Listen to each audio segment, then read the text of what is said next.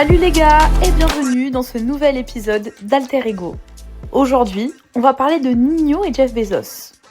Si jamais tu n'as pas vu le dernier épisode, c'était sur Juul et McDonald's. Oui, un peu original. Aujourd'hui, je me suis encore posé cette question. Et si Ninho et Jeff Bezos étaient en réalité la même personne? Et t'inquiète, j'ai des preuves. Et si derrière les lunettes teintées et les lunettes sans monture se cachait en fait la même personne? Et si Ninho, prince du streaming, et Jeff Bezos, roi du e-commerce, n'étaient que deux faces d'une même pièce? D'un côté, un rappeur au palmarès stratosphérique. De l'autre, un entrepreneur qui a changé la façon dont on consomme.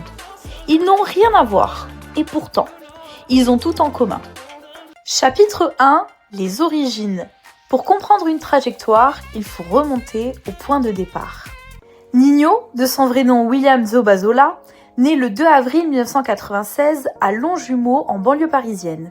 Il grandit à Hyères, dans le 9-1, quartier pavillonnaire, ambiance banlieue calme, mais pas déconnectée du réel. Son père est musicien congolais, chez lui la musique n'est pas un hobby, c'est une culture. Il grandit entre la musique, les galères de quartier et un rêve très tôt identifié. Rappeur. À 12 ans, il commence à écrire ses premiers textes et très vite le studio devient un échappatoire. En 2013, à seulement 17 ans, il sort sa première mixtape. Ils sont pas au courant volume 1. Spoiler, ils allaient vite être au courant.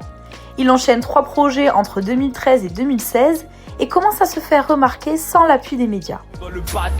Tu veux la bataille mais tu parles taille. Ces gars-là sont des hatailles. Ce soir j'ai la barre, j'ai du Viagra. Vers le bâtard dans le... Jeffrey Preston Bezos, lui, voit le jour le 12 janvier 1964 à Albuquerque, au Nouveau-Mexique. Sa mère a 17 ans quand elle accouche, son père biologique quitte vite le tableau. Mais un nouveau père adoptif, Miguel Bezos, ingénieur cubain, va jouer un rôle fondamental. Enfant, Jeff démonte tout ce qu'il trouve. Il est obsédé par la science, les fusées, l'informatique. À 15 ans, Jeff Bezos codait déjà son premier jeu vidéo en BASIC. À 16 ans, il bosse chez McDo, mais surtout il rêve grand. Très grand. Il sort diplômé de Princeton en informatique en 1986. Mais au lieu d'une carrière classique à Wall Street, il quitte tout en 1994 pour monter Amazon avec juste une voiture, un ordi et une intuition. Internet va tout bouleverser. Et pendant que Ninho faisait ses premiers freestyles, Jeff, lui, préparait le grand saut. Chapitre 2, partir de zéro et tout rafler. Les deux ont commencé sans filet, mais avec une ambition XXL. Ninho, c'est l'archétype du self-made dans le rap. Pas de piston, juste des freestyles, des mixtapes, des EP, des heures de studio et la dalle. Il perce vraiment en 2016 avec Mills. Chaque sortie devient un événement, il explose sur les plateformes, plus de 150 millions de streams sans label majeur. Un an plus tard, comme prévu, sort triple disque de platine. Puis Mills 2.0, en 2018 certifié diamant. Et surtout Destin en 2019, meilleur démarrage de la décennie, disque de diamant en quelques mois, plus d'1 million d'exemplaires vendus. À ce jour, il cumule plus de 3 milliards de streams sur Spotify. Il est certifié plus de 150 fois, hors platine diamant, un record en France. Pas un bonhomme pour faire la baston. Sa prestige, je les ai démasqués. Pour prendre le violet, faudra les brusquer. J'ai la The Broscal. Croyant ton mec, mais c'est Jimmy. À 2 doigts de péter le million. Mais ce PD se fait désirer. Pour l'instant, je suis dans le hall, sous d'or. Je réfléchis même plus ce qu'on disait. Dans ma tête, ça va comme un dimanche. Si je vis de la taille, je pourrais mieux t'expliquer. Maria, Maria. C'est que sans toi, y'a comme un vide bébé. Y'a personne qui voudra m'aider, même si je crie Mayday. À la base, c'était moi. Maintenant, y'a toi. Jeff démarre dans son garage en 1994, littéralement. Il code Amazon.com sur un vieil ordi. À l'époque, il vend des livres en ligne. Un an plus tard, il fait déjà 20 000 $ par semaine, mais il bosse comme un acharné. 16 heures par jour, 7 jours sur 7. Il emballe les commandes lui-même, code le site, démarche les investisseurs. Et en 5 ans, Amazon vaut déjà plus d'1 milliard $. En 1997, Amazon entre en bourse. En 1999, le Time Magazine le nomme homme de l'année. Aujourd'hui, Amazon, c'est plus de 500 milliards de chiffre d'affaires annuel, plus d'1,5 million d'employés et Jeff est devenu l'un des hommes les plus riches de l'histoire avec un pic à 211 milliards de dollars en 2021. Chapitre 3, l'obsession du travail bien fait. Ni l'un ni l'autre ne laisse rien au hasard.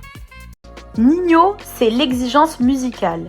Il réécrit ses couplets, peaufine les placements, choisit ses prods avec précision. Il ne laisse rien passer. Un de ses beatmakers raconte qu'il peut faire 15 versions d'un même morceau avant validation. Il connaît ses statistiques, ses publics, ses points faibles. Ninho, ce n'est pas juste un rappeur, c'est un stratège.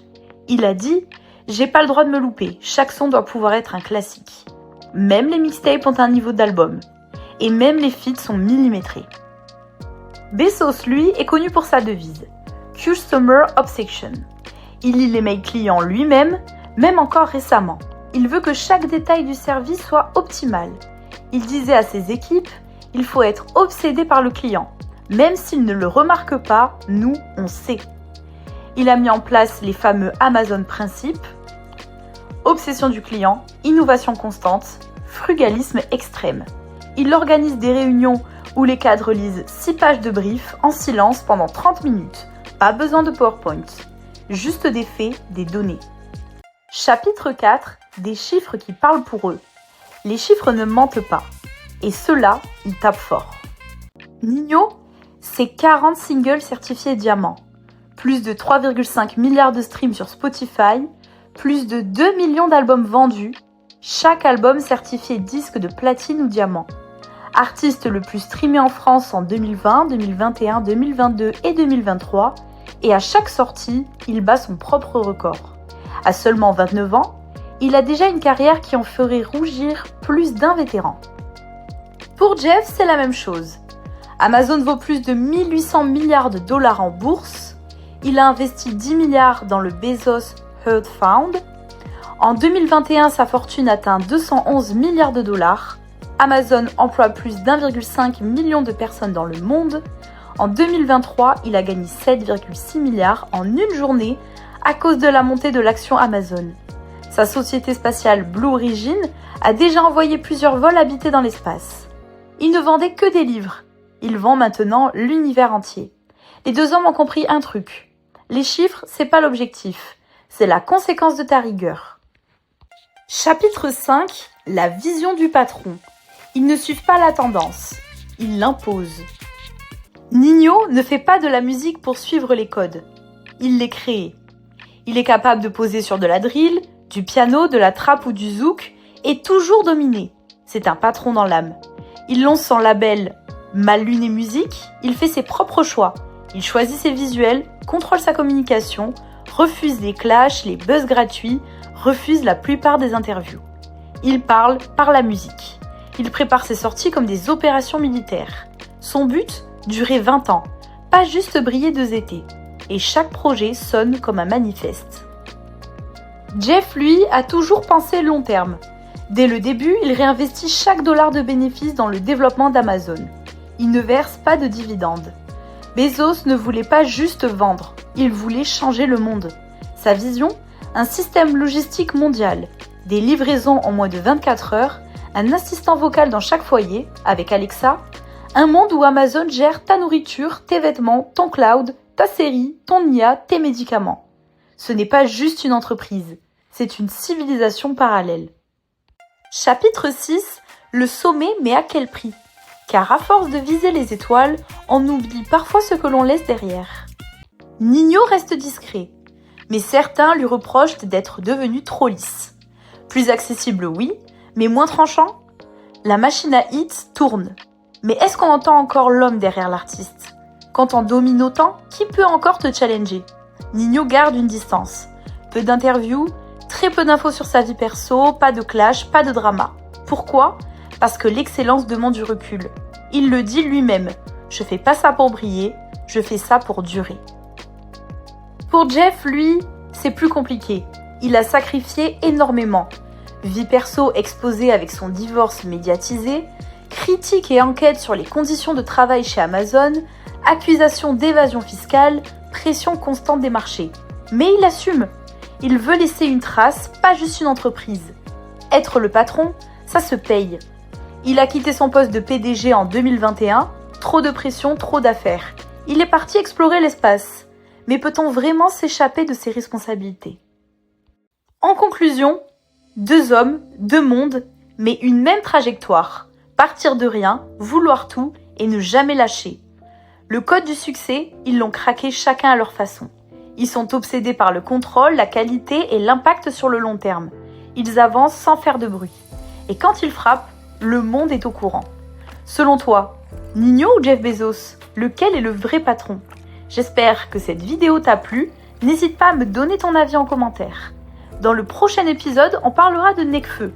À ton avis, qui peut être son alter ego ? À très bientôt.